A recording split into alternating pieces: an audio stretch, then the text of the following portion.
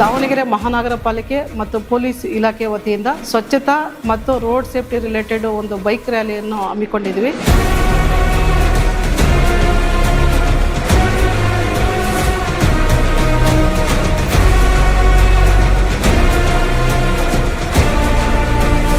ಇದು ಒಂದು 15 ಕಿಲೋಮೀಟರ್ ಅಷ್ಟು ನಾವು ಸಿಟಿಯಲ್ಲಿ ಕವರ್ ಮಾಡಿದ್ವಿ. ವಿಶೇಷವಾಗಿ ನಾವು ಮೇನ್ ರೋಡ್ಸು, ಮುಖ್ಯ ರಸ್ತೆಗಳು, ಸಬ್ ರೋಡ್ಸ್ ಎಲ್ಲ ಕೂಡ ಮಾಡಿ ರೋಡ್ ಸೇಫ್ಟಿ ಮತ್ತು ಸ್ವಚ್ಛತಾ ಬಗ್ಗೆ ಅವೇರ್ನೆಸ್ ಕಾರ್ಯಕ್ರಮವನ್ನು ಹಮ್ಮಿಕೊಂಡಿದ್ವಿ.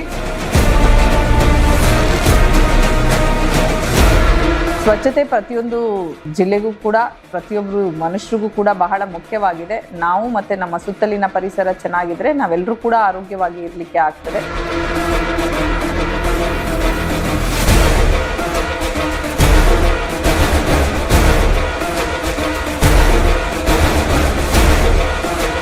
ಒಂದು, ನಮ್ಮ ಜೀವವನ್ನು ಉಳಿಸ್ಕೊಳ್ಳೋಣ. ಇನ್ನೊಂದು, ನಾವು ಕ್ಲೀನ್, ನಮ್ಮ ಸುತ್ತ ಇರುವಂತಹ ಪ್ರದೇಶವನ್ನ, ನಮ್ಮ ಮನೆಯಲ್ಲಿರೋ ಸುತ್ತವನ್ನ ಕ್ಲೀನ್ ಆಗಿ ಇಟ್ಕೊಳ್ಳೋಣ.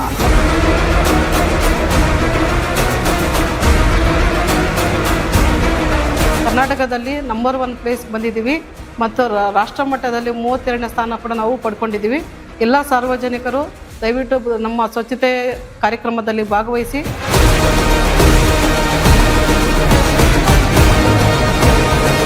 ISI ಸ್ಟ್ಯಾಂಡರ್ಡ್ ಹೆಲ್ಮೆಟ್ ಅನ್ನೇ ಹಾಕಬೇಕು.